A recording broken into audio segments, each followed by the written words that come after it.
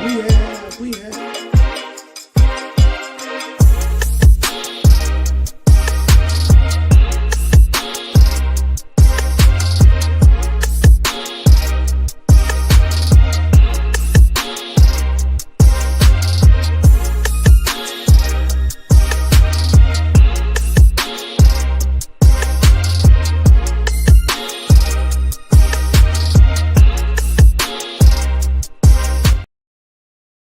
On the bills.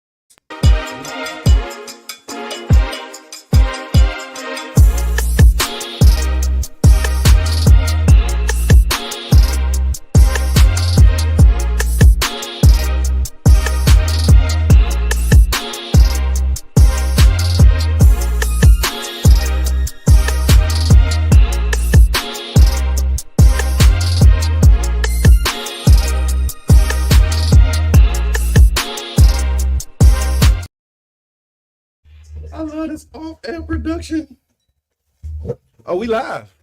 I see Oh, us. we see us. Yeah. We here. Welcome. We Okay. here. Welcome to the Tampa Bay Breakfast Club. I'm your brother John. This is Kiana. I'm the one and only Mr. Edmonds. This program is being brought to you as part of the New Image Project of the Community Development and Training Center, aka See That. See that? And we would like to thank y'all for tuning in, helping us to redefine what's cool, because Smart. The news. gangsta. Baby, baby. And if you don't know, Now you know. yeah.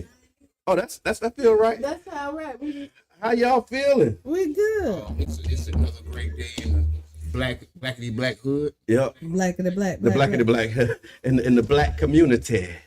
Yeah. I hear that. I hear me. I hear. We're gonna get you some headphones. Yeah, that's it. We just got No, we can hear you. We can hear you too. No, Right. So we're doing a special President's Day edition, and we live over here at Agape Soul Shoutique, man. Y'all make sure that y'all come through agapesoulshoutique.com, and we want to thank them and thank y'all for tuning in and rocking with us. Let's start this way.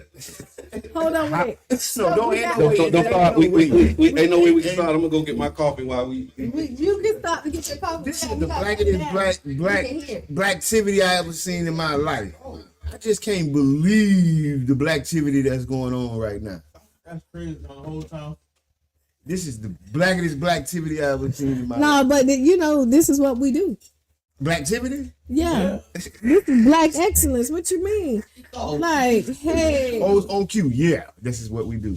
Yeah. So okay, this weekend was amazing on this President's Day. Before we kick off to the weekend, Okay. we're gonna talk about this weekend. Go for it. We're gonna talk about this weekend. How was y'all weekend though? Just in general. Oh yeah, I This had was the weekend. Oh, okay, but go ahead. Promotion. All So right. we talking about this weekend. Okay. It was an amazing weekend. There was so much going on in the city. It was epicness, if you ask me.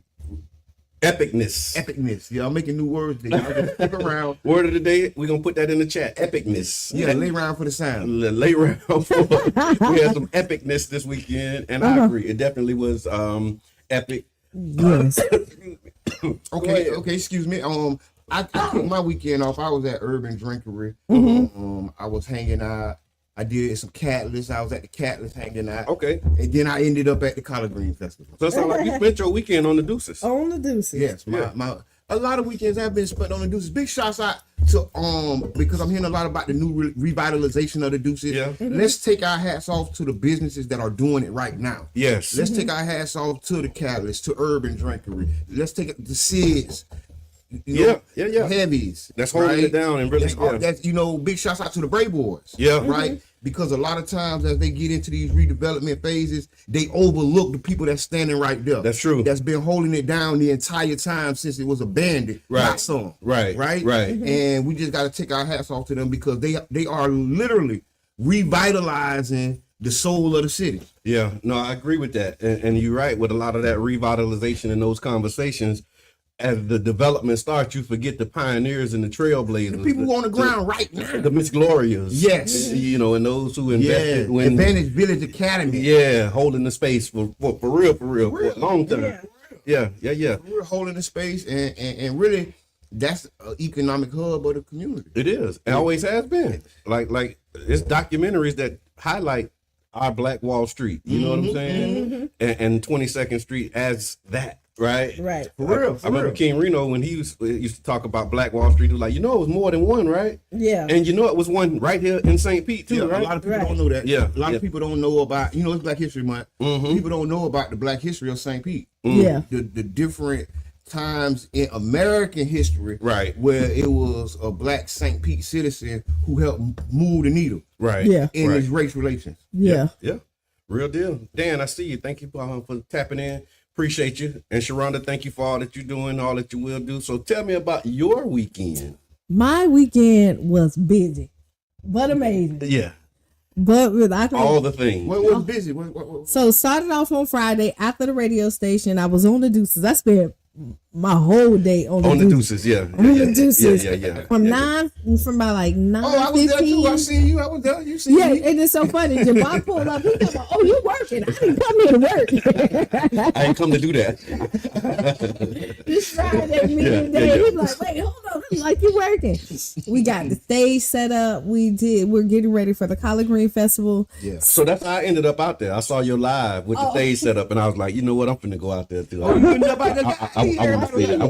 went there Friday and did a live because I'm like, this is amazing. And then I'm like, "Wait, he left right when I left." Like that's what I was looking at. Somebody came right after y'all had left because I saw you and Sharonda live, and then after I saw that, I was like, I went home. I got home and pulled up, but as I was sitting in the driveway, I hit the live, and I just cranked the car back up and went back out there. And was like, let me go see what's happening over here. Let me pull up over here, and I saw the stage and the sound check that they was doing, and I was like, man, this is going to be freaking amazing. And it was. And it had the church, like the partnership with the church. Yes. So, was that Worship City? Yeah, Worship City. Worship City Church. I want to give a shout out to them for their hospitality and how they right there on the and it was like surreal too, because that was the old mosque. Yeah. And going back in there after not being in there, 10, 12 years.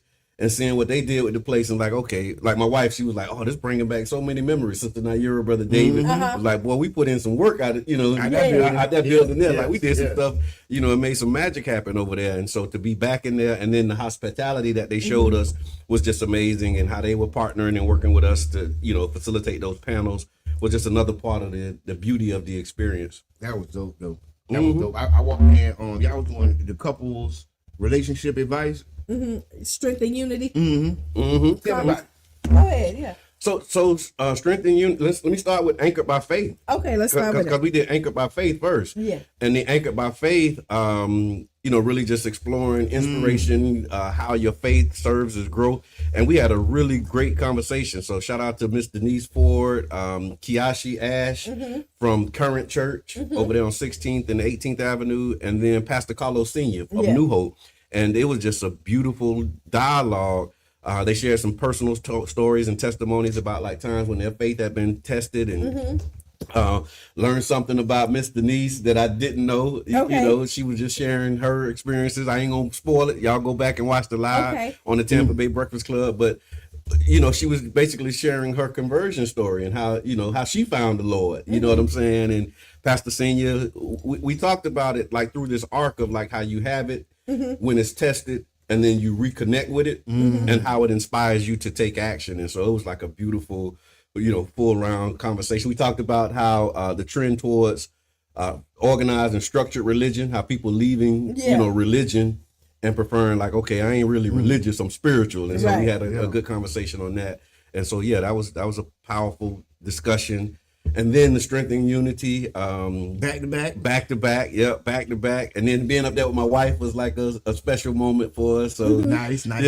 We've been in settings where we've had Q&A, but like not on a panel. And so she had like the nerves, and she was like, but she shook it off, did it, and we had a good time.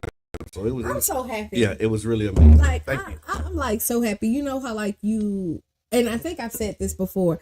8 years ago. Yeah, probably like 8 years ago, I came and sat in the office with you. Yeah.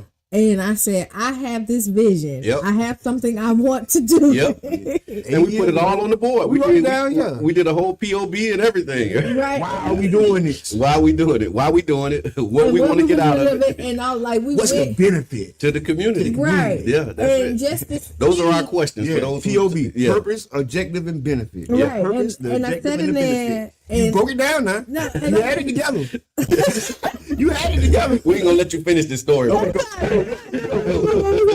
But to see that, like, because I'm so invested in this community, yes, and the growth, and for us to thrive in a healthy aspect, that like 8 years ago I was like, I really want to have these mental health conversations.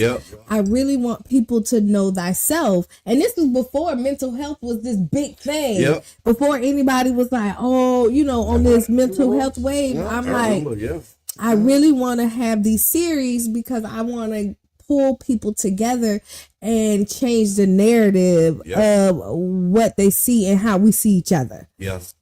And just to see that planting no seeds, because we were hyped up, and then we kind of walked away. Another storm hit. Irma hit. Right. So you guys like Irma hit, and then then we had to pivot and change direction. And we went into recovery mode. And what happens is you plant these seeds, and even though we didn't happen, happen then. You see how it blossomed into this now. Yeah. And I think that just speaks to a testament of time, like knowing, everything happens when it's supposed to happen. It happens in season. And and commitment, right? Because there's a lot of plans that have been made in the past that didn't come to fruition. That's true. Stick-to-itiveness, right? Commitment and drive. That's right. Because that's how you can have a meeting 8 years ago, and then a storm hit, the world went round, 5 campaigns later, and then now, boom, we here now, completing that mission. So I love it. I think that's right. But thank you. Shout out to us. I think we might have some. You know how like when it's in you, nobody can take. You know what I mean? When it's your, and I feel like when it's your purpose, right?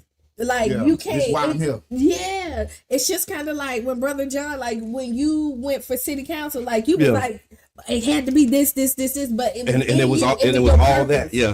So when it's your purpose, it happens. So to see these mental health panels come and people enjoying them, it kind of brings chills to me. But I appreciate everybody who took the invitation. Yeah. Because I called out to people, and everybody I called said yes. and showed up. Like, and so look forward that there's going to be more mental health conversations because they got on us because storms hit and then it put a pause on our mental health conversations that we have. But in the near future, within the next couple of weeks, you will be hearing when we're going to have our next mental health conversations because we do know that they are needed. Yeah, absolutely. Right. Renee, good morning. Thank you. I see you tapping in. But is that Bernita? Yeah. Bernita, good morning. Sierra, good morning. Thank y'all for tuning in and tapping in. You're listening to this special President's Day edition. Yeah. Oh, today. Before we go. Today. Okay. It's a holiday and not President's Day. It's a holiday? It's a holiday. It is my brother Corey's birthday. All right, Corey. What's up, Corey? Corey turns 40 today. Happy birthday, my brother. Let's give it up for Corey, y'all. Boom, boom, boom, boom. My rider. Yeah. Corey was out there. Corey's World. And he has an amazing book, too, man. Y'all go to corysworld.com, get his book. Because he got his ebook, download it. Yep. It's a self-help book about loving yourself and finding a journey. If anybody don't know, my brother completely stopped drinking alcohol. He took away like weed and everything out of his complete life, and the things that he thought he needed, he realized he didn't need anymore. And he started exercising. He started with 1 mile, 2 miles, 3 miles, 5 miles, and just laser focus on his family and his journey. And you can see the transformation in him from when he was drinking and when he stopped. Right and on. the one thing he said is that he will never go back to it. I sent him a picture and I was looking at his dreads. Okay. And that's why I sent it to him. And he hit me back with like, I was full of alcohol. Okay. And that's what he saw. The way he see the picture. Yeah. Right. Yeah. When he go back and look at it, he don't see what. He didn't see what, right. Yeah. And I was like, dang. Yeah. You know, and he said he's such a better person for that. But so if you see him around, you probably won't. Because he ain't coming outside.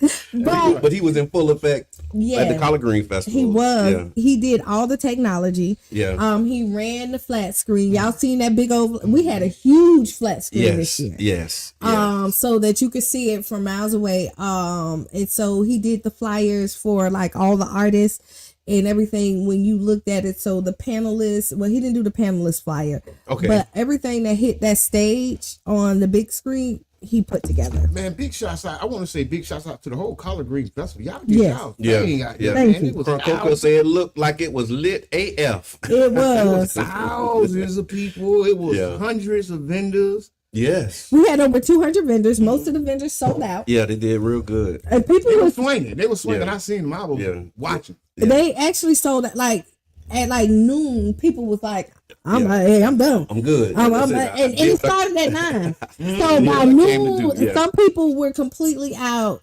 And I think they gotta come ready. They do gotta come because some people underestimate this festival. You know, and so even the artists who came in, and we're gonna get to the artists. Yeah, they was like, "Whoa," you know. So, yeah. Okay, they what they thought it was. Because you know when you say it, like, you know when people are putting on things. Yeah, that's true. People just don't know what they're getting because sometimes and what you they expect coming in. Yeah, it you know.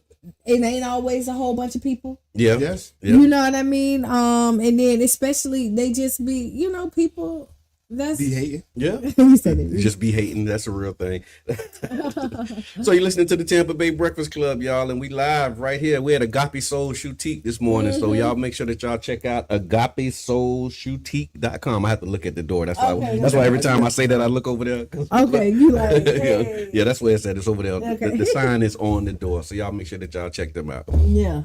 But yeah, so first, before we go further on, I have to say thanks to Sam and Bozell. Yes. Okay. Yes.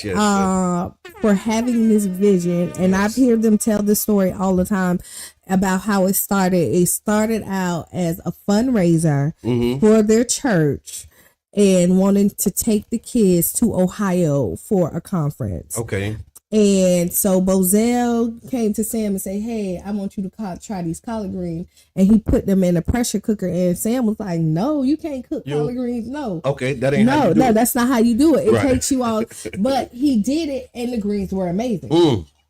And so they had this competition. Okay. And then because they were so good, they asked Pastor Sykes if they could start selling collard greens at the church. Okay. They had the church smelling like collard greens every Sunday. And Pastor Sykes said, you can do it as long as you give me a cup, right? Like, make sure I got my bowl. Just give me some greens, right? And every Sunday they sold these collard greens and they fundraised enough money to send the kids to Ohio round trip on Southwest, pay for hotels, take them to amusement park and everything. And the parents maybe came out like $100, $150, something like that, reasonable for the kids to go to this trip. Okay. Okay. After it all was done, Sam and Bozell say, hey, we should do a collard green festival. And they laughed so hard because they just thought this was hilarious. This idea of a collard green festival. Right. But they did it. Yeah.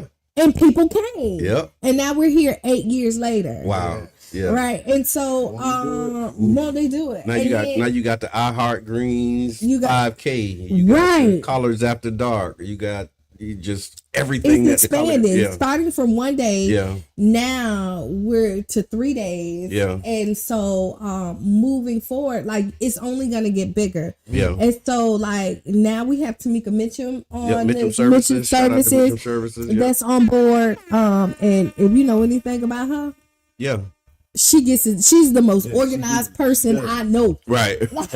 She's gonna do it. She gets it done. She gets it done. Yeah. And so she's just a jewel. And then for them to entrust me to come in and handle. Talk about she gets it done. done. That stage, the entertainment, the artist, all those things. Yeah. Jerish Martin and Kiana, man. Come on, man. Talk about it. Tell us about it. How you put it together? So, I love festivals. I love music. I love my people. Yeah. Let's start there. I just love my people. I think we all had that in common. Yeah. And so, this is not the first music festival I've done, but to come in and expand like the Collard Green Festival into a music festival part of it and set up that part and run the main stage. Right. Help do the mental health conversation, make sure that all the DJs is at the areas that they need to be in. And we had 6 DJs. Oh, see, I didn't know that. There's 6 DJs. I just know I heard music everywhere I went. Right. So there's 6. We have somebody at college. We got a DJ at the Taste Tent. We have somebody inside the cook-off. We had the agriculture, the urban agriculture. We have a DJ out there. We have a DJ also at the fitness and the kids zone. We have 2 main DJs on the main stage. Right. So it's a lot of components that happen there, and just kind of organizing and then making sure that happens, and then getting talent to come out there and hit the stage that people are gonna like. Yeah, Tiffany Evans, man. My daughter was like, so I after I saw that she was coming, I got titles, so I went in. I'm like, okay, oh yeah, that's right. That's right. I do know some of her stuff. I know some of her stuff, and but it's just my daughter. I guess the way that it worked out is like that's there back in the day. Yeah. You know what I mean? And so when she was like singing the songs and like going, I'm like, okay, yeah, that's right. This makes sense for her to know that, and not for me to know it. Yeah. Because this like they're back in the days. But so the song with like her and Sierra and how she, I mean, this like you know. Yeah, Tiffany Evans came. Yeah, she came. Alex Harris was the headliner. Yeah, and he Charlie did an amazing. So I can go through. Ooh, yeah. Go ahead. Look, I'm skipping the order. No, that's fine. Because what we did is how I had it set up. We had the kids on, like we had the kids kind of kick it off with Robinsons. Okay, yep. And the Super Sprockets. Yeah. And so him and Lola, his daughter, they did their song. Okay, that's big. Big shouts out to Raphael. Yes, and they sold their book out there. Yeah. Okay, and then from there we had Morgan. Morgan, the 8-year-old little girl, she came out, did her thing. Everybody had their little swag. Yeah. Then Callie hit the stage. Okay, yep. And everybody loves Callie. Yeah, they did. They doing flips. They doing boop. We had the African drummers, the guy from Senegal. Okay, Malik. Yeah. Him and his daughter, they did their thing. And then the big finale for the kids was Canary Yellow. Yeah. Yeah, people love Canary Yellow. Canary Yellow is nothing but the truth. Yeah, her swag and just her whole how she like, show up. So confident on the stage. Like, let me tell you, she did 2 songs. If y'all, I know there's footage out there of it. Right. So she did 2 songs and about to walk off the stage and came back and went a cappella on y'all. And so funny is because my niece is out there. And it's like, we hope she do my favorite song. And then she came back there and did their favorite song. Wow. It was like, no, that's so, amazing. that was really dope. Then we had that. Because that's what it's for. So to hear them like expect it and get it, that's another part of the magic that is the Collard Green Festival. Right. Then we had Fat Boy Juice. Okay, yeah. And he was, he was kind of spiritual and rap at the same time. Which is needed and necessary. Right? Yep. Then we have Taj. Yeah. Taj came out and blew the stage away. Okay. Then we had Charlie. I remember Funk. watching Taj grow up. The first time I met him was at Child's Park. He was performing with the church for a back to school giveaway, and he was like, and Taj no more. Yeah, he ain't little Taj no more. Yeah. No. Shout out to him. Shout out. We have Taj. Then we had Charlie Funk. Mm-hmm. We had Project Youngin. Okay, yeah. And Cheyenne Robert. We ain't got that yet. she running the list. Look. I'm going back.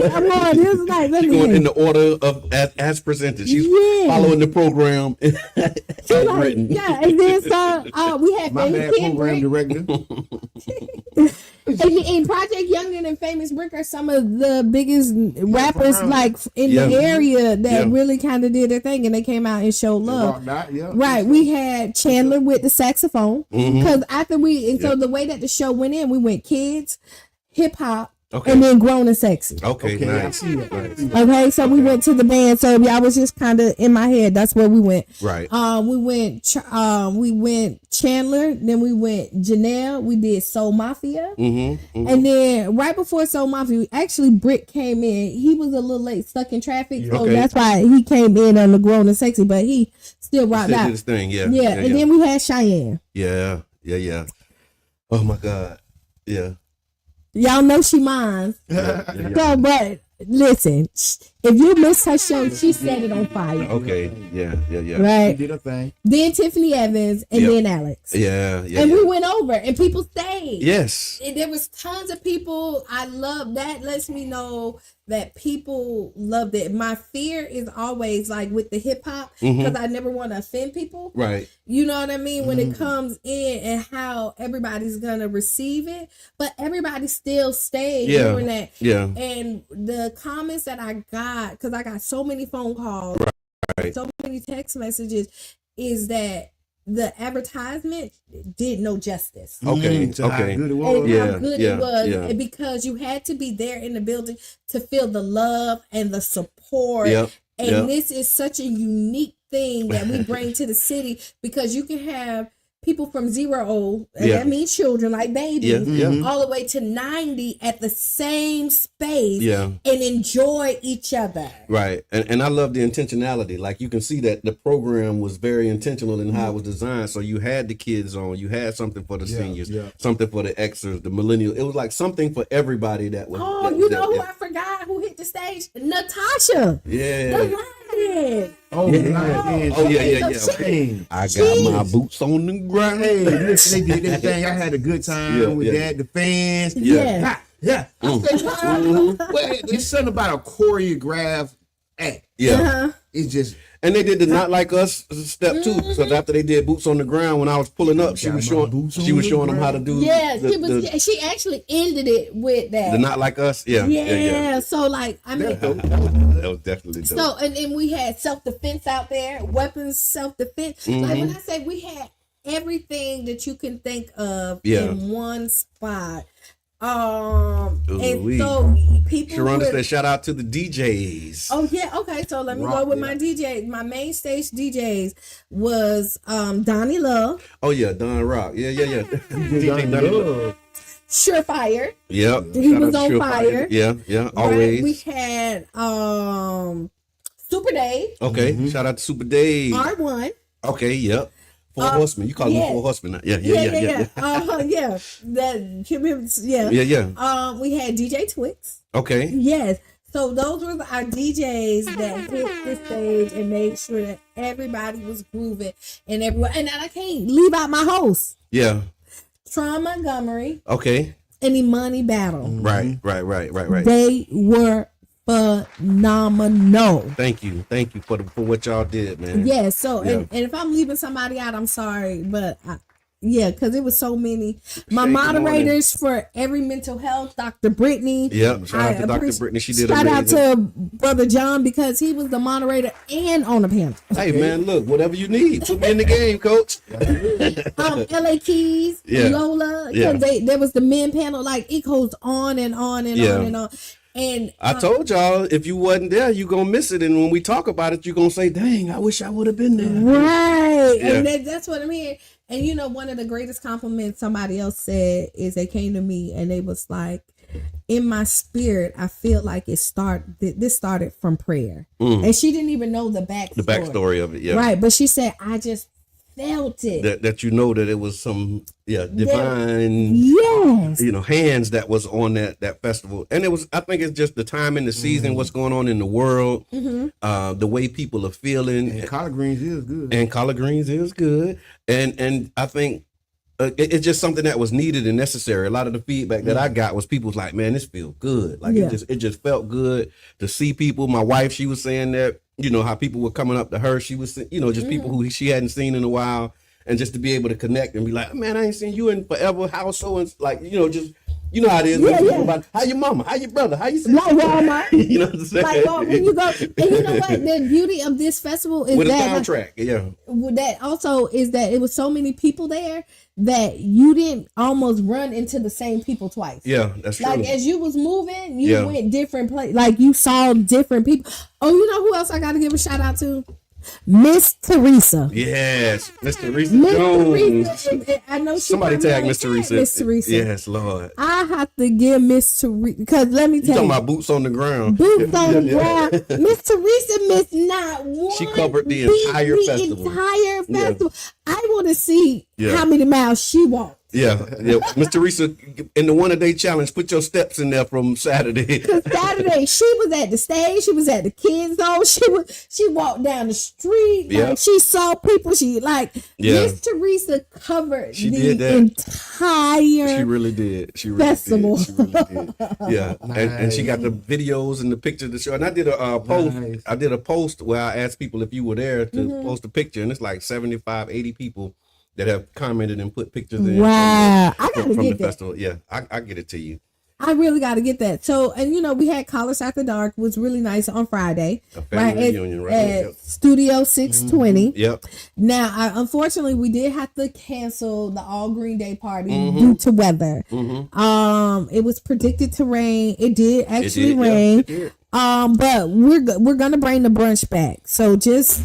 Yeah. Stick around. Stay tuned. Yeah. Stay around for the sound. So y'all listening to the Tampa Bay Breakfast Club, and we live right here at the Agape Soul Boutique and special edition. And we want to thank y'all for tapping in, tuning in. Make sure that you tag a friend and tell them that we here and we ain't going nowhere. Nowhere. And then our sponsors like Urban Drinkery, The Catalyst, Baycare, T-Mobile Fiber, Aetna, Public. Chandra, good morning. Yeah, like there were so many people that really came out, and so if you want to be a sponsor next year, So it's President's Weekend, every President's Day weekend, this is the place that you want to be. Right on. Right, you will start seeing advertisement probably like very soon. That's what's up. All right, let's get into some news, y'all. Okay, let's go. Go for it. Headline news. So did y'all see this thing with Jay-Z and the lawsuit that was dropped? Dropped with prejudice. Okay. We're going to talk about that. So there was a woman who accused Jay-Z and Diddy of raping her when she was 13. She has withdrawn her civil lawsuit against both of them, according to court filings on Friday. The woman who had originally filed the lawsuit against Combs before adding Jay-Z to the lawsuit last December, she alleged that it took place in 2000 after the MTV Music Awards. And so we want to ask y'all, engage, put it in the chat. Do you think that this lawsuit was a part of a pattern of false claims, or does it expose some deeper issues in the industry? What y'all thinking? False claims. I think it's all of the above. Exposing deeper issues and false claims. I would agree with you on that. Yeah. It's a gumbo. Go ahead. I'm just saying it's like a gumbo, so it's all mixed in. Yeah. There's some lies mixed in, some truth mixed in. Right. But this is a blatant lie. Yeah. I mean, this particular one, yeah, but this is what happens in the gumbo, like you're saying, is that when there is some truth to it, it's so hard to believe it because there's so many lies. It's what you got to navigate. So you don't know where to start. Yeah. So that's just like the people. It's like, you know, the little boy calling wolf, and then when he really need help, everybody is so skeptical because, and so lawyers and people who are like attacking people, you need to be really careful because you may get a client that is who really been hurt, who really been molested, been raped, been violated, but then you have took on these other cases that you know that has no grounds to stand on just to do a smear campaign, and now the person who really needs your help can't get it. Right. That's true. Wow. And Jay-Z, he has vehemently denied the accusations. He called the lawsuit a fictional tale and laughable. His legal team has also been working to have him removed from the case before the plaintiff actually voluntarily dismissed her claims. He said that his frivolous, fictitious, and appalling allegations have been dismissed. The civil suit was without merit and never going anywhere. He also criticized the legal system, saying the system has failed, implying that people can make accusations with no consequences even after their claims fall apart. So again, let us know, should there be legal consequences for people who file these false allegations? I think so. I What do. you think, I think they need to be charged as well. Like when you go there and taint somebody else's name because you're guilty, regardless. Once somebody say it, that's kind of on you. Do you think that would stop like legitimate claims from being filed? That's what I was going to say. That's why they don't do it. Okay. Now it's like a penalty if the person beat the case. Okay. In every case you win don't mean you're not guilty. I mean, that's the difference. So just because you don't win don't mean, but when you find out that this is a blatant lie, Okay. you should be penalized. Yeah. Because I mean, I think you should. Like, this is the system that we're in, because once you accuse somebody and they're penalized. Yeah, their reputation, and everything. And so just there's consequences on an accusation, regardless. Yeah, regardless. Yeah. So like, if whether you're guilty or not, right? As soon as you get accused, like people stop rocking with you in some cases, right? Yeah.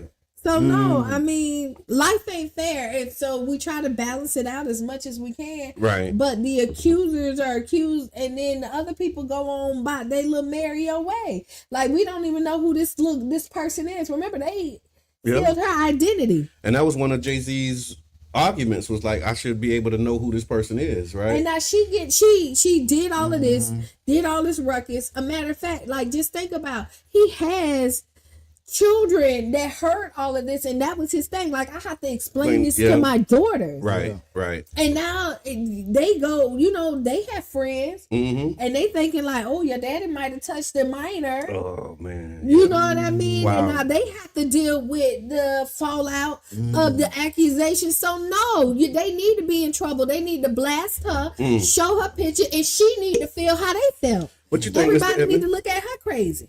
I mean, I just know, I know why they don't do it, why they don't charge people.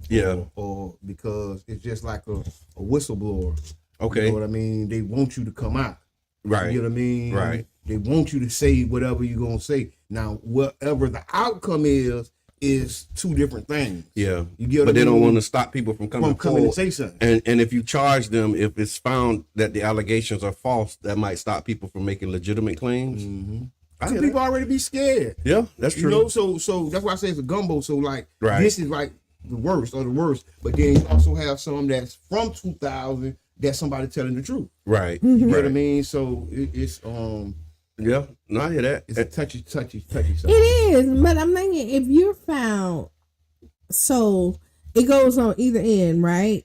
And this is just, and I understand where you're coming from, but what about the people who was found guilty, who was innocent? Yeah. Right? And these people get to still walk away. Like, I at this, so if I was over the justice system, okay, right? We're going to make you and put you in charge. If I was over the justice system for the day, I would go to court, right? And then honestly, I would have like voice boxes that everybody voiced down the same. No, I'm so serious. Yeah. And the jurors will have blindfolds on them. Okay. So they could not see the testimony, and they can only judge from the evidence and not on the person. Well, that's the whole statute of justice is like blind with the scales and all of that stuff. No, but that's ain't justice supposed to be blind? Part of it is me looking at you and listening to your voice. Yeah, that's how I put it together. That's how you do. Like you can look at it. That's how people be wrong too. No, they look at my blackness and say, "Oh, they're a criminal." Yeah. But if they didn't know that you were black and you had the same tone in there, and but you if I keep saying, know what I'm saying, they gonna. It don't matter. No, but listen, even with the and I keep saying, know what I'm saying. But there are some tells, but there's some things that you can't tell by. But the one thing, if they see your blackness, we see how black people are treated in this justice system over whites, just on the premises of them being black. Right, right. And then there's another piece to this. They were saying that Diddy still remains in jail, even though Jay-Z was cleared. And so Diddy's still awaiting trial. Over 150 people have reportedly come forward with claims against him. And Diddy's lawyers are arguing that the dropped lawsuit also proves that the other cases are false. And so they're saying, look, she dropped this. But that's kind of the case that they're making. And I wouldn't be wrong. And they're not wrong for trying to do that, because that's their job. Right? But I can't necessarily say all those claims are false. What you think about the lawyer? Because that was one of the things too. They were saying that the lawyer is weaponizing these accusations for financial gain and not really sincerely seeking to help victims, was one of the things that came up. What are your thoughts on that? If they find out that more than 50% of his claims are false, I think he needs to be disbarred. Oh, wow. Take the whole license. Yep. Because you can't be trusted. Okay. Because that's what they're saying. They're saying that, that was a part of Jay-Z's rebuttal. This dude's trying to, like he's trying to extort him. Yeah, he be filing these claims. He has a history. Yeah. But I think find a new career, sir. Stop charging black people falsely accusing celebrities. And I think was he the same one that got the first settlement from Diddy? I don't know. Because they were saying that like that settlement, the Cassidy, was it Cassidy? Cassie? The Cassie settlement is like was one of Diddy's missteps, is how they talking about it now. Like if he was going to settle it, he should have settled it quietly when they first offered. Because it was a quiet thing. Oh, he tried to. Then he No. So when he did, he tried to settle it before, but then they went and did it, and then as soon as it hit, she settled. So it was always a strategy to come at him. Right. Like this was never they were never not gonna drop. Right. The information from Cassie. Okay. Because he tried to settle from from everything that I read and heard. Like he tried to settle it before they dropped it. And up real quick, she was like, no. And then she settled right afterwards. Because remember, she did settle within 48 hours or so after it dropped. No, they say Diddy settled. That's what I'm saying. But she accepted. But Diddy tried to settle before then, but she didn't accept it until. I don't think they was trying to give her no money. She was asking for like $50 million. She was. And I think Diddy tried to give like $2 million, $3 million, like lowball offers. Okay. And then when she came out, it was like, okay, well, whatever. And then when she came out, it was a big splash. He settled for $50 million in like 24 hours, 48 hours. So I'm gonna go, but we'll go back and look at it. But I almost think that he tried to settle with her and not for he was lowballing her. What happened was they could have did it quietly, and they weren't going to put it out. Because Cassidy didn't want to put it out. They wanted just to get paid and leave. Okay. And he ain't, you know what I'm saying? He ain't play it that way. Yeah, they tried to give him a couple dollars, and they weren't like, no, we want $50 million. I don't think they got $50 million, but they wanted something big. It was a huge number because the gimmick was they were suing the insurance, and that's why they knew they could get them large amounts. You know what I'm saying? Okay. Because they were suing the company. The insurance company. The company got the money. Okay. You get what I mean? Okay. So they went after the company. All right, we got power. All right. Okay. Politics with Mr. Edmond. What you got, Mr. Edmond? What's happening in the political space these days? Man, there's a lot going on in the political space. I know it. It's so That's why we grateful that we got you to keep us up on what's happening politically. And while he's doing that, I want y'all to remember, like, the reason that he is responsible for politics with Mr. Edmond is because he is the resident politician that got everybody else in the politics. Man, get out of here. He a politician that ain't a politician. Like y'all know my story. Y'all know I wasn't studying no politics. Until I started. You got to eat a politician. Yeah. Okay, I got something. Mm-hmm. Get my glasses on. All right. Go ahead. So I'm just gonna be truthful. I am an ex-news head. This is where I get my information from. Okay. I go to X, and then I just find it. Okay, that's the source, right? That's my source, and I'm sharing with y'all what my source is. Yeah. Can you trust anything that comes off of X? I mean, I think it's just like all other media outlets. Okay. They bias. They got the people they believe in, and the people they don't. Okay, so first off, the USAID, y'all know what that is. Yep. The layoffs have started. Okay. Misrepresentation in the media and the spotlight. So what they have been doing, they have been cracking down on all legacy politicians and what they call them career service employees. Okay, wait. That means if you've been there for a long time, they own your butt. Okay. Wow. Okay. And you said they starting to lay people off, people getting fired now? Yes. So y'all know they cut that program. That program would give USAID. Yeah. They've been giving billions of dollars. They got $25 million for rubbers in Palestine. Okay. They got X amount of million for whatever in Ukraine. Okay. Mm-hmm. So that whole thing has been under attack. So they stopped them from giving that money. That's what also the AIDS money for Africa, right? So you know, Africa is gotten into it with the president. Okay, yep. Because they cut the aid, and then they are attacking the Africans, saying the Africans are attacking the white people. Yeah, don't hit the table. The Afrikaners. Yeah. Right? That's what they call the white people. White Africans, they call them Afrikaners. Okay. They got a different name. They got a different name. Yeah, they got a different name. They Afrikaners. Okay. So the Afrikaners saying that the people taking their land, but ain't no land been taken. See? Mm-hmm. Watch that. Watch them. Okay. Well, and so wait, so they over there, they saying they taking the land, like, but ain't no land been taken. Yeah. They ain't took no land from nobody. And it wasn't their land anyway, maybe. So it wasn't. That's what they're saying. They just come and putting false claims on the land. But it go back to, like, if they find out that your claim was false, should you be prosecuted? Get it back. You took it, and now we want it back. Because it was ours. Yeah. I mean, that's how they got there in the first place. They got there in the first place. Right. What you got, Brother John? I see you got something over there. No, I got it. It was just a story about, it's not politics per se, but it's this elderly man. He pleads guilty in shooting of teen Ralph Yarl. Mm-hmm. So Andrew Lester, he was an 86-year-old white man from Kansas City. He pleaded guilty. Shot the man through the window. Shot him through the door. He still be. For the 2023 shooting of Ralph Yarl, he was a black teenager who mistakenly rang his doorbell. The case sparked national debate on race and gun violence and initially carried a first-degree assault charge with a possible 30-year sentence. But under the plea deal, Lester pleaded guilty to second-degree assault, which carries a maximum of 7 years in prison. So we want to know, y'all, does this plea deal bring justice, or is it too lenient?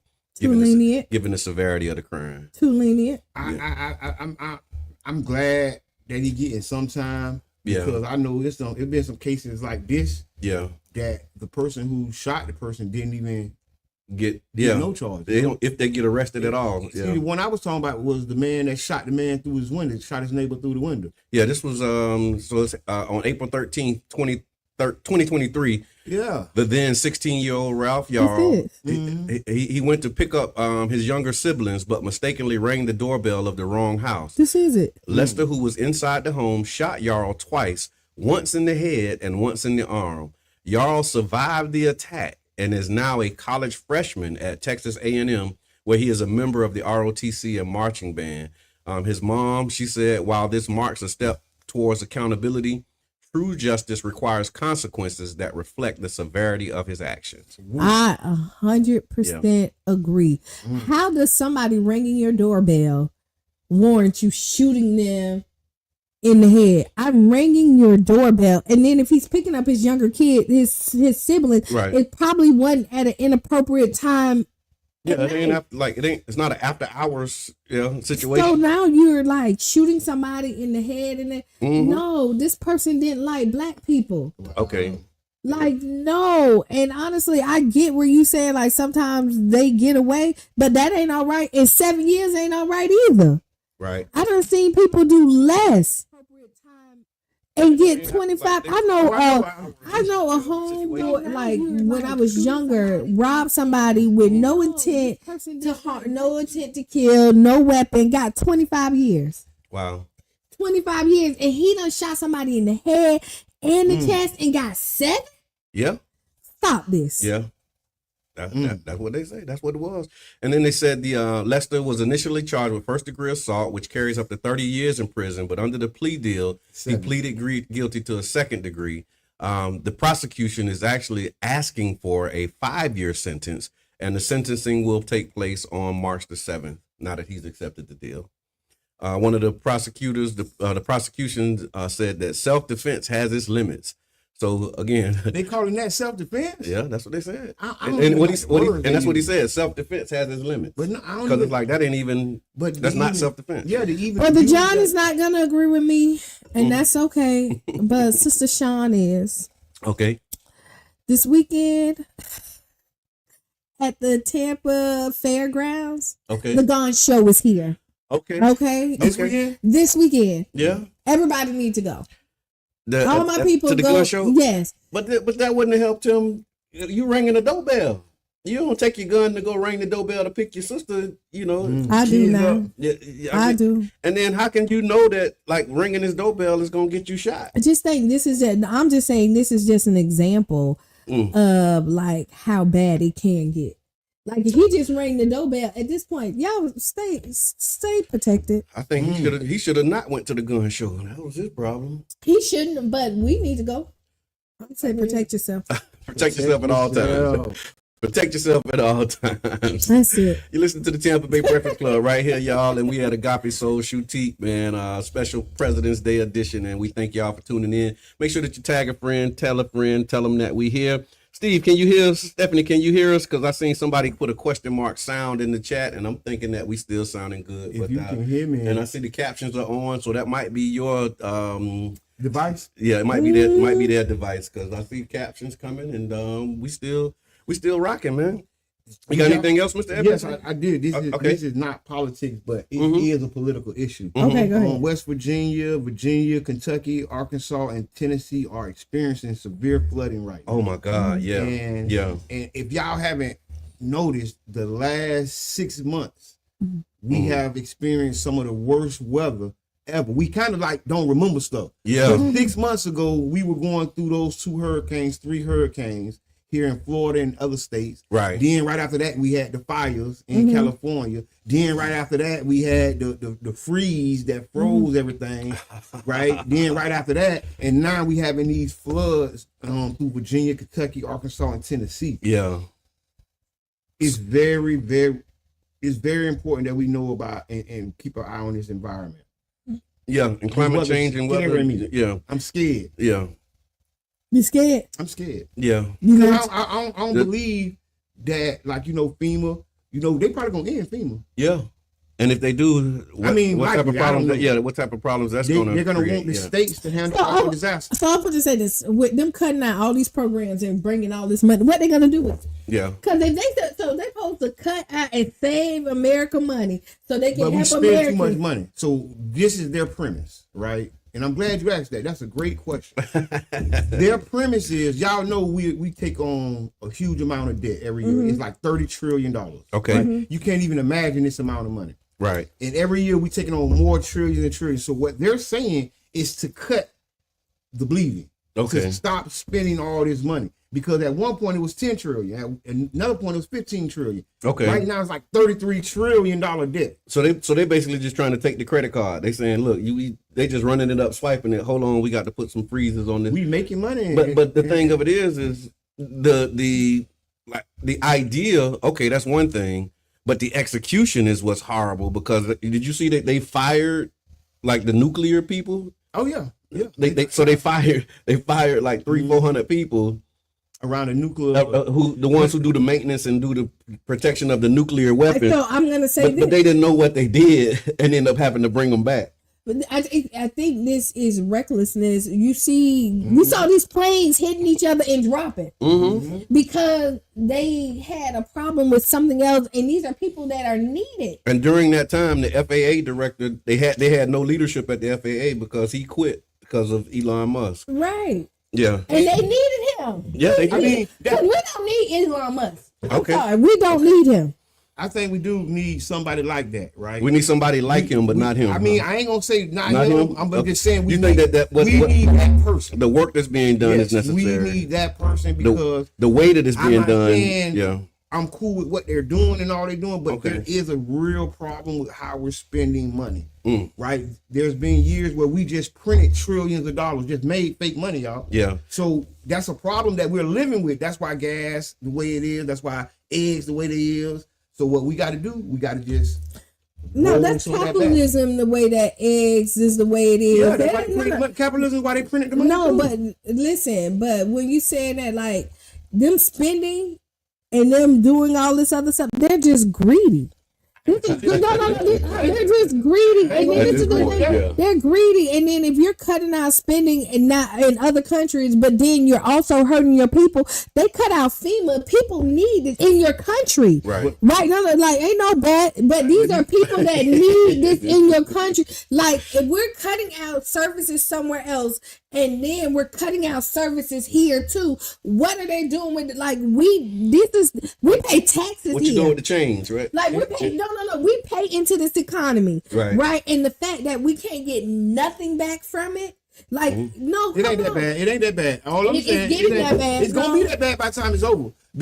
Because we have that's the goal. But we have took it on some horrible habits. Okay, and it's a hard pill to swallow. Whether it's Elon Musk or Vince or Swami or whoever it may be, there's somebody got to come in and do this work. Yeah, because we have to do it. Because if we don't, we're on an unsustainable path. Yeah, I hear you. And we've been on that path all our lives. Yeah. Right? And before us, And so now when a person say they come to stop it, yes, it's a culture shock to everybody. Yes, everybody's finna jump off the bridges and quit. That's all part of it. No, ain't nobody quitting. They firing them. No, they quit. No. They quit. They're resigning. They jumping off bridges. But most of them are getting fired. No, a lot of people are getting fired. The majority getting fired. The majority is getting fired. There's a few that say, "Hey, I don't want."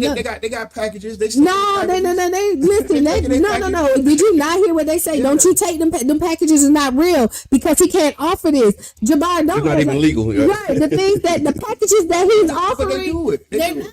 Yeah, they do. No, they didn't. They saw the email when Elon Musk actually offered this to his own employees. When they did quit, he didn't pay them. And then the Congress just said that he's offering the money that he has no authorization to say that you quit right now and we're going to pay you for 8 to 9 months later. He has no authority over that. He want them to quit and say, oh, you quit your job. And we can't do that. So no, and no.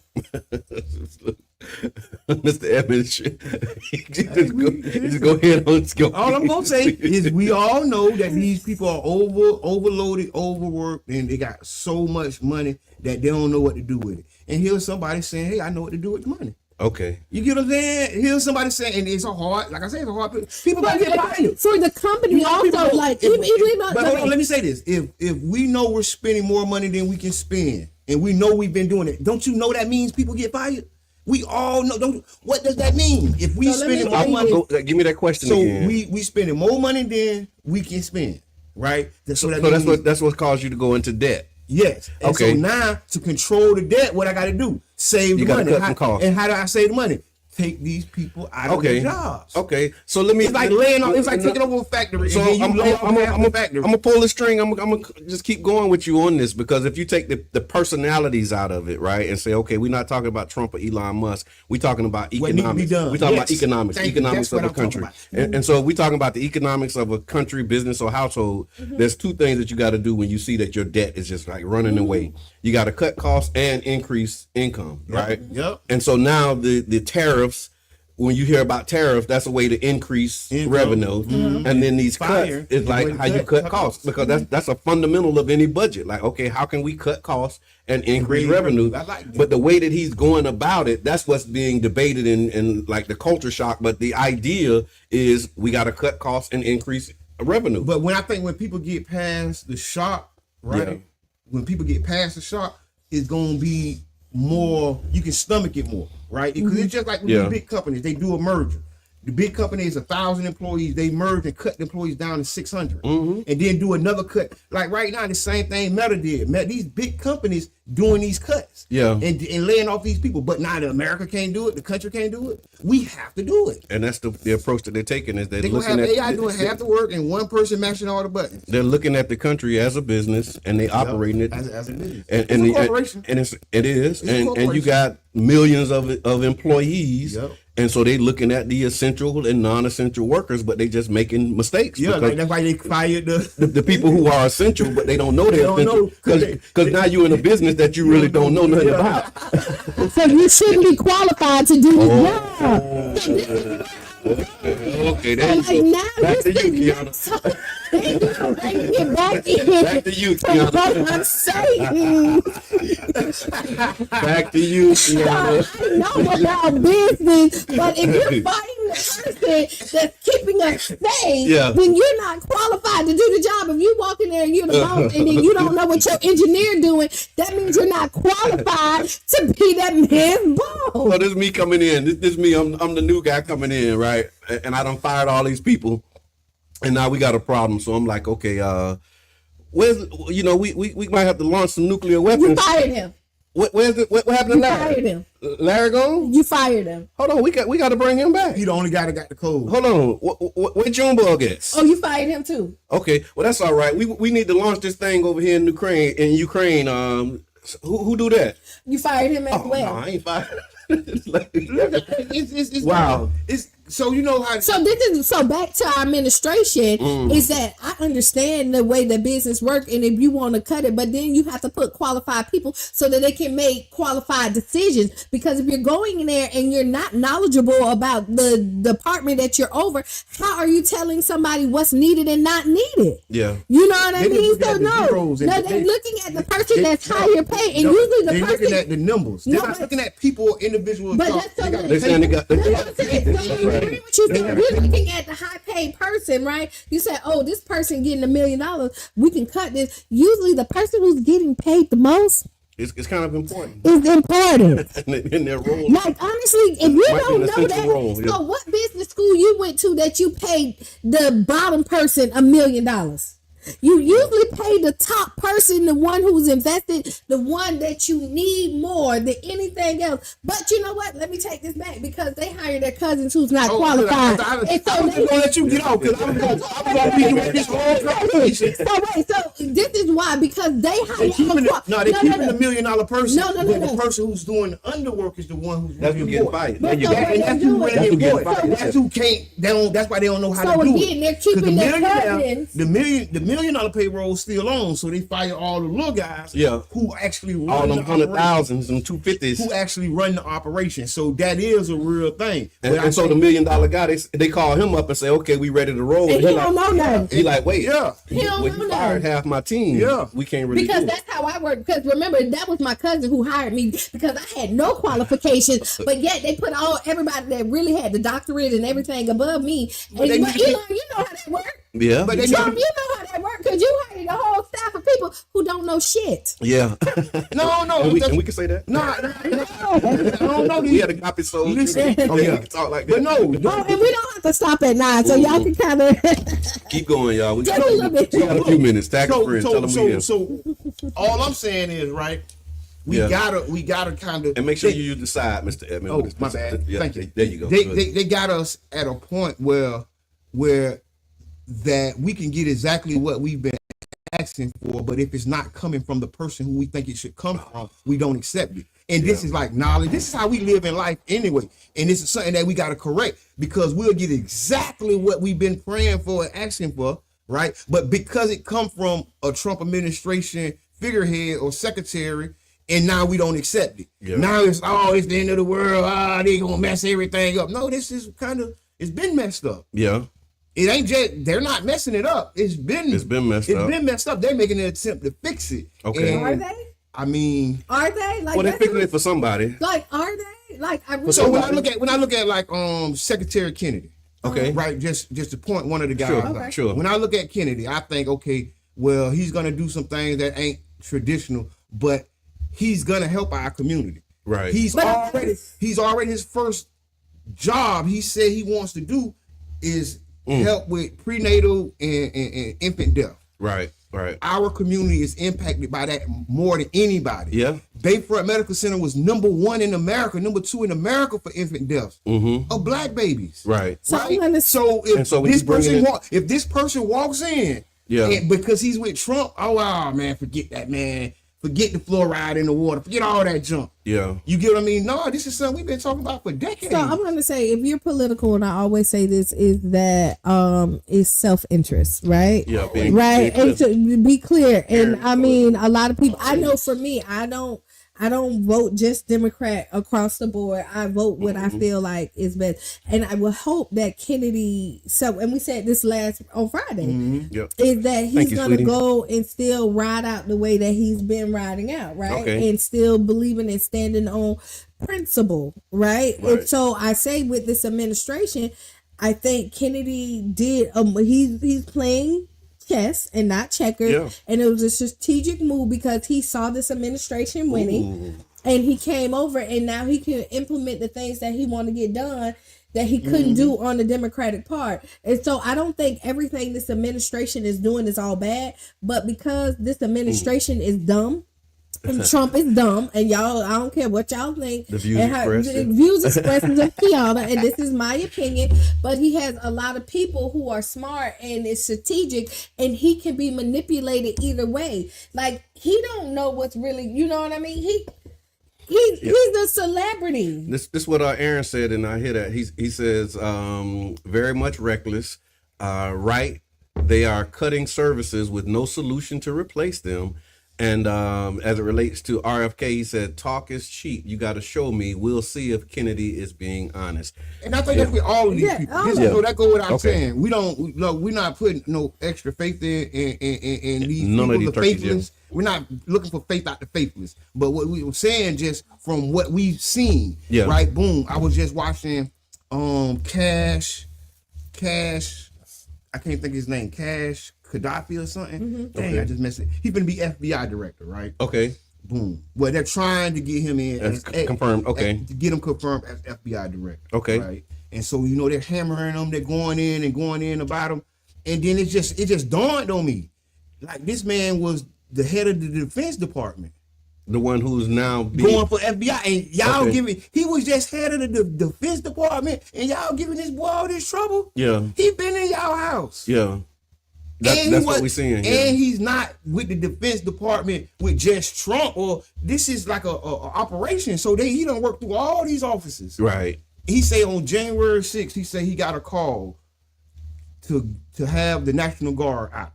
Okay. He said, boom, when you get the call, you got to get a request. You know how the procedure is. Yeah. He said the request came the day of January 6th. He said this is what he said. He said we rallied the National Guard faster than ever to rush out there. Okay. Right? And he's like, y'all looking at me like it was my fault. And in my mind, I'm like, you know what? It ain't that man's fault. You think it wasn't him? No, I think it's who we came in the door with. Okay. He coming in the door with Trump. And so not everything you do and say is wrong. But if you would have come in through the door with my guy, you would be the kind of guy that we rock with. You get what I'm saying? So again, I'm gonna call bullshit on bullshit. I'm sorry. And sorry for my language today, but I'm calling it. It's a special edition episode. Special episode. And I'm gonna say this is because we've seen when the National Guard has been called last minute and what they have done. Okay. You know what I mean? We seen when like the National Guard has been set up prior. We also knew that it was a possibility that this was going to happen. So why was it called last minute? Why wasn't it prepared? Because when the Million Man March was there, they already was prepared because they were ready to call the National Guard. They were ready for them to attack immediately. So that's bullshit because they already knew something that was a possibility that this was going to happen. So why are we waiting to get a phone call 5 minutes before it happened? Because they already know they didn't want. It's a procedure. No, and see what you won't say is when the Million Man March happened, they did the procedure. Yeah, and they that's why I'm calling bullshit. That's why I'm like, listen, I'm not giving them no passes. They know they did the prep in advance, right? And so they didn't prep. They wanted the White House and all of that to be attacked, and then be like, wait, hold on, we weren't ready. That's your job to be ready. That's what you get paid for. Right. And so the fact that you tell me that you're not ready to protect the White House, then you're not ready to protect this country. And you want to be over the FBI? And so you can't tell me that you don't see something happen, and then how you gonna protect us? And this is who they want us to lead because you got to call 5 minutes. Your job is to predict what may happen so that it doesn't. And the fact that you didn't see it, you're not qualified. All the people ain't qualified. That's what I'm just disagreeing with. Some of them may be qualified. These people are very qualified. But the people because the person they might be replacing wasn't qualified. You thinking that they might have had an unqualified person in there before? Okay, that's interesting. I mean, we can't pretend like all of a sudden this is the first of this kind of operation. No, it's not. No, it's how it goes. Like in this, I think just how can I say it?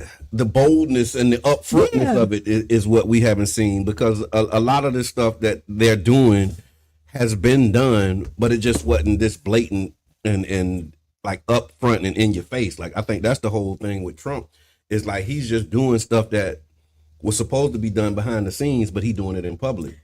I mean that's a gift. I think that's a gift. You get to see. Not only do you get to see, but also we get to get confirmation of what we already known. Yeah. But that has always been a mystery. And that's why I say everything can't be bad for us.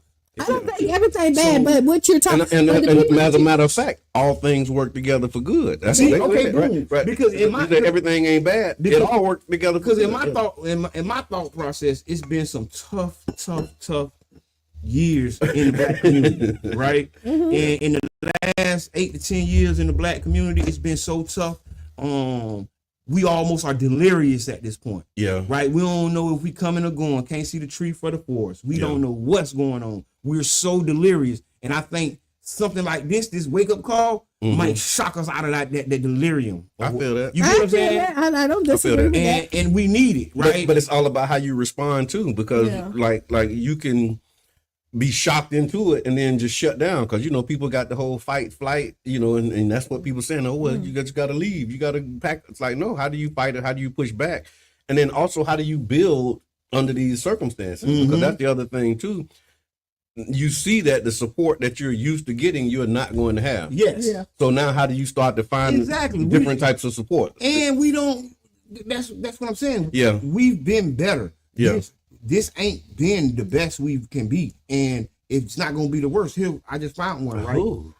I just found one. Okay. Right? Let me take this. Okay, I don't want to interrupt. Go ahead. No, Yubi said either you are not smart enough to know what's going on or you are in on it. Either way, you're not the one for the job. There you go. Okay. Talking about qualifications. What you found, Mr. The U.S. government is looking to ban the purchase of junk food using food stamps. Okay. And that's coming from the health secretary. Is that Robert? Okay, how do we feel about that? Banning junk food? With food stamps. Junk food. I'm gonna put it in the chat. We gotta ask the audience. I'm just saying. Because I remember they did it with soda. I remember they were saying that they were trying to ban soda, right? Soda is on that list. Okay. Yes. With food stamps. So you can't buy what you want with the food stamps that you're getting. So Kiana's point is like, this is our money anyway. So you should be able to buy what you want to buy because you said it's our money, right? But how you gonna tell me what to buy with? But you already do. Like you can't buy hot food with it. Okay, so you know what I mean. There is some stuff. I mean, I think there's a balance. I don't know where that balance is at. Like I'm not 100% against it, but I'm not 100% for it. Okay. You know what I mean? I do think that there should definitely be some healthy options and stuff like that. But I do know, like, diabetics need sweet stuff. You know what I mean? To make sure that their sugar stay where it needs to be. And it's not always over here on the fruit and vegetable side of it. So I think. Put it in the chat. Y'all let us know. Is banning junk food with food stamps. Do you support it? Yes or no? And so my thought is, I think you need to take it off the counter, right? Take it off what? Take it off the counter, right? So just how you market it. Don't even sell it. Don't sell food? Junk food? Yes. Well, you ain't gonna buy no food then. No. All food it look like right now. But see, that's the thing. Junk food. Because the food that we're getting is not the food that's being sold around the world. We're getting the worst food with the worst dyes, the worst preservatives. Yeah. And our government is the ones who's supposed to protect us. That's the FDA and these agencies. These agencies. Okay. But they haven't been protecting us. That's why you can't go to France and get flaming hot chips. Okay. Right? Because it's something in it. Yeah. The health implications. Okay. They banned it from their country. Wow. You get what I'm saying? How do I feel about banning junk food with food stamps? I don't know. I mean, honestly, I think take it off the guy. Take it off the shelf. You want me to tell you what you ban with food stamp? All the artificial food that's being made, all the stuff that like the pre-made. But these are. But then what happens is now you got areas that's all they have in them. Right. And so you think about like they're gonna get more. It's all about capitalism. Yeah. So the company knows, okay, they can't buy this with food stamp, they can buy this. So they'll make a shift, right? Oh, they just gonna buck and sell it to them anyway. Yeah. Well, it's a federal crime, but yeah. I mean, I get the idea of it, but I don't know about the implementation and what the impact of that is going to be. We know the impact going to be healthier people. You would think, but again, that means you're gonna get sicker. Yeah, they're gonna be healthy because you got to walk 5 miles to go get that fruit now. Because again, the dollar store, everything in the dollar store is junk food. But listen, they're gonna change what they're not. You know what? For money, to accommodate money. What are you talking about? Who's gonna be affected? Our community. Every time. And you know who else is? I see the crime going up because now they can't get no sugars, and then they're gonna be stealing. Because now they can't afford to get it. They steal it anyway. But listen, that's a good one. I'm going to tell you. I got to. If I'm in the chat, y'all help me out. Let me know what you think. Yeah. If I'm a store owner and food stamps can no longer purchase junk food, there will be less junk food because this is how I'm selling most of this junk.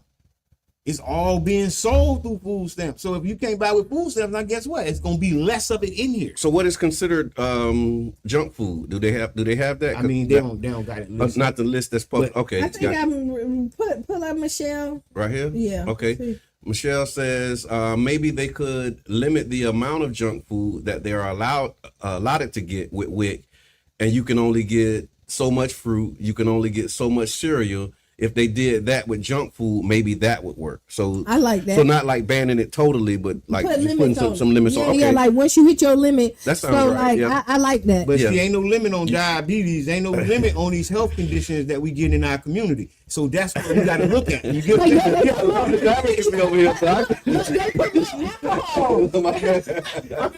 why I rock with you, bro. But they promote alcohol, right? Yeah. And they have all this. Food stamps. No, but you can't have them on every corner. But you can't buy alcohol. It don't matter, but they still have them on every corner. Yeah. So like if you're talking about let's be healthy, then let's remove the that's more dangerous than anything else. No. Yes, it is. Those red hot chips. Y'all don't know. Alcohol is the most dangerous. Go do your research. Hey, they more damage than the red hot chips, y'all. I'm just gonna let y'all know. Red hot Cheetos. The red hot chips, the red in the dye gives cancer. and they banning that. That's on the list. It's like but it's like 3 years they have to take it off the shelf. To change the color of the product. So actually, if y'all know, everything is giving us cancer. Not everything. Not everything. And you, that was like your voice when you did that. But listen, not everything. I just want to know. Listen, everything. It's a lot of the stuff we the every breed. They just say, listen, yesterday PSA report that we thought we had fresh air, but it's giving you cancer. Like everything. Fresh air. Like it don't matter. Yeah. Like it'd be good. That you take is harmful. Yeah. Like it they doesn't. say you go sit by the water and take 10 deep breaths, but the water got stuff in it. And the air got stuff in it. They said that drink water, and now you said too much water is bad for you. But you can still buy it with food stamps. So I hear that, Mr. Edmond, though, loud and clear. Here's a question, comment. Michelle says, if the red dye number 40, that's in a lot of things that kids eat that is not healthy and considered dangerous, and is banned in a lot of countries except for the U.S. That's one of them I'm talking about. I don't eat hot stuff anyway. So Michelle, you and Mr. Edmond on the same page. Listen, that's the one I'm talking about, because I think what we got to do. This ain't the only way for us to live. These ain't the only products for us to buy. Right? We've mentally committed to these products, but the reality is, it's a whole nother world out there. I agree. Of things for us that's good for us, that can benefit us in the long run. Right. You get what I'm saying? And then maybe we can be 142 still getting Social Security like all these other people. I bet you they all white. Did you see that? I seen that. They all dead, and that's a lie. Well, hold on. But that's the audit. Listen, they have a list. They wouldn't have found that if they have a list. And see if it Listen, they have a list. I got the list right here. Okay. There is 3,500,000 people on Social Security. That's 150 to 159. Give me that address, because I want to go. 300. How many people? 3,500,000. 3 million people. 500. Right. Mm-hmm. How many people need? Over the age of 150? 150. No, 150 to 159. Then it's another million that's 160 to 69. Then there's another 3 million that's 120 to 129. And they all getting checks. Hey man, they got people here 200 years old. I'm just saying, what race do you think these people is? I think it's a race of nobody. I think and that's the but again, now if we got a problem with the audit, and this is what the audit is finding, that you got 3 million people over the age of 150 allegedly that's still receiving Social Security. What does that translate into in dollars? Like how much money is that's going to these people? And that's what the audit is really all about. That's how we're gonna get out this debt, because we got money that's just going into a black hole. Yeah. You know, they say it's more people eligible for Social Security than there are in America. There's more people that are eligible. Yeah. But then there are citizens. So let's say it's 400 million people eligible, but it's only 320 million people. So how you got more people eligible than you got people? That's what I'm talking about. The people dying and they still on the hookup. And they still eligible? Man, somebody cashing the check. I want to know who cashing the check. Ooh. I want to know who's cashing the checks. That's next. No, that's if they pull that string. That might not be the string they pull. Yeah, because then they find themselves at the other end of it, right? see, they gonna pull it so far. They're gonna pull it so far, because when you get too far, you're gonna find there's a tank at the other end. Boom. And it's you. They might try to assassinate Elon Musk. We got 8 minutes left, y'all. Okay, 8 minutes left. Yeah. So, you're listening to the Tampa Bay Breakfast Club. We're talking about these. We're talking about these. You can't see my face. Yeah, we can see it. We're talking about these 3 million people over the age of 150 that's still getting Social Security. Allegedly. I feel like Jabbar has taken the blue pill. I don't think so. If you know Mr. Edmond, I don't think so. I think what he's doing is helpful, because what he's doing is helping us to look past personality and look at the principles and the policy. See, that's what I'm talking about, brother John. And that's what we advocate for. I know that's what you're doing, because that's what we've been saying for years. Like, you got to look past the person and look at the policy. I agree, but some of it's just like I'm not like. Show me one person. So you think if Biden was doing this stuff, would you be supportive? Yes. No. Would you have a problem? So with Biden, like if Biden said we finna do an audit of the government and we're gonna find $2 billion that we giving the dead people. I think there would be a part of the country that would celebrate and applaud and cheer. And my eyes would be like, wait, hold on. Like I would want to find it, but who are these people? Yeah. Who are these people? Man, listen. And that's what I'm saying. That's a real question. I don't think that this is a necessarily 100% lie, right? Yeah. Because we know people get beat the system. Stuff. They do stuff. They beat the system, but I'm just like, look. Yeah. So I don't be doing this, right? I don't be like posting and commenting on these people posts, right? Okay. Because the wonder world of like technology. But I'm finna just ask, who's cashing the checks? Yeah, let's ask. Okay, you gonna put that in? I'm asking Elon. You're asking Elon in real time. Who's cashing? Look, man, the enemy of my enemy is my friend. So, so you got to take that with a grain. You bring Elon up. Hold on. Maybe he might need some. We're gonna check back in 24 hours and see if they respond. To see what they say. So I want to see what race they are like you. Listen, the first question I ain't asked that. First question, who's cashing the check? So let's see what race they are. Yeah. We'll know when we find out who's cashing. That's when you. Now this will be that's when the disproportionality. How are these people cashing checks of dead people? They just did a whole sweep on people doing this with drops and different frauds. Yeah. So you know who it ain't. Yeah. It ain't none. You know who it ain't. So who is it really? Yeah. So again, let's say they got these 3 million people. Okay. These 3 million people look like them. I would probably. If I was a betting man, I bet that's the case. I would too, though. King Crew, what's good? We was talking about food earlier. I see Crew Tail is in the building, man. Thank you for tapping in. Like, bring your friend. Crew, we need you, man. We need you out in these streets.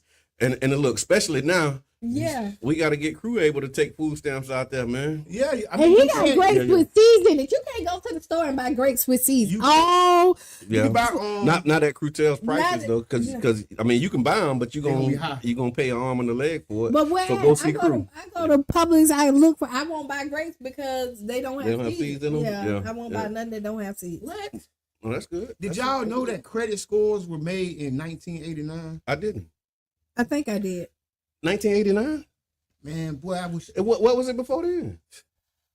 Oh wow! You had to have a cosigner. Somebody had to put their name on it. Which I do know that. I remember they had. They were you talking about the American way, and I got an article on DEI, but they were saying that it was maybe in the 80s, late 70s, early 80s, when women could actually buy a house without having a man. That was the credit score time. Okay. Oh, so maybe the same time credit scores came about. That's when they said, okay, now you can come in here by yourself. You don't need your husband permission to come in and buy a house. This is America, man. That's the start of the division of the household. This is America. So, okay. Ooh, I heard that. I heard that. Now you can go buy a house. Ooh, I heard that. Dang, I heard that. I don't need you. Wow. It's my name on this house. Oh, God dang. Oh, I hear that. Wow. Yeah, that's a lot happening right now. I'm trying to see if it's upcoming events, y'all. We got anything cooking? We got the Tampa Bay Black Art Film. There we go. Tell us about the film festival, boss. Go to Tampa. Go to blackartandfilmfestival.com. Okay. That's blackartandfilmfestival.com. The schedule is up. I put the schedule in the chat. Okay. If you're a film lover, if you love actresses, if you love models, or if you just love to be around and network with people, right? Come on out. It's the amazing Black Art and Film Festival. Tap in, tune in. I'm going right now and putting it in the chat. All right, them 8 minutes done turned into 3. So thank everybody who came out to the Collard Green Festival, right? Mm-hmm. Thanks for all the love, all the text messages, we're ready, gearing up for next year. I hope everybody enjoyed it. Yeah. I hope everybody felt the love and the sincerity all the hard work, the prayers and sweat that went in there to bring something beautiful to the community that everybody can cherish and be proud of. Yeah. No, you did that. You did that. You did that, Q. Mm-hmm. We can't wait to Can't wait to next year. Again, thanks to Sam, Bozell, Tamika, and everybody else, all the volunteers. Oh, yeah. Because there's a lot of volunteers that came out there. It's a lot. It's many hands that made light work. Right on. Natasha, Joyce, Dr. Brittany. Yeah. Like, it's so many people. And so, thank you. Amen. That's what I say too, y'all. Thank y'all. It was an amazing. Thank you for hosting and organizing and putting together such a wonderful opportunity. We'll be back on Wednesday because there's a lot happening too with like these voices of the corridors. So we're going to talk really tapping into some of this local stuff. The Tropicana field is still in play, and it is. Well, I mean, you got a March deadlines. You got some deadlines and some things coming up. You got. No, it ain't came out yet. Raised on the 22nd. That's this weekend. So we'll talk about that on Wednesday, y'all. At the foundation, right? Mm-hmm. Yeah. Final thoughts, Mr. Edmond. Tampa Bay Black Art and Film Festival. All roads lead to the Tampa Bay Black Art and Film Festival, February 20th through the 23rd. Right on. Oh, and I see, is this an announcement? Cali Showcase, March 9th at Gibbs High School. Doors open at 6:30. Consuela has tickets, so y'all make sure that y'all hit Consuela. Vote for Crunk Coco. Go to his page. Right. He is trying out to be. He's trying to be in Sierra's video. Okay. And y'all know that he was on Sierra. He was on Sierra. He loved music. Yeah, like he just, and he was on 1 and 6 and Park with Sierra. So like he's hometown. Make sure Crunk Coco get that spot. That's right. Like right now he's in the top 15. The next one goes to the top 10. He's trying to get that. Let's push him through that. Let's show what home team looks like. That's right. All right, y'all. Well, this has been the Tampa Bay Breakfast Club. I'm your brother John. This is Tiana. I'm the one and only Mr. Edmond. And we out.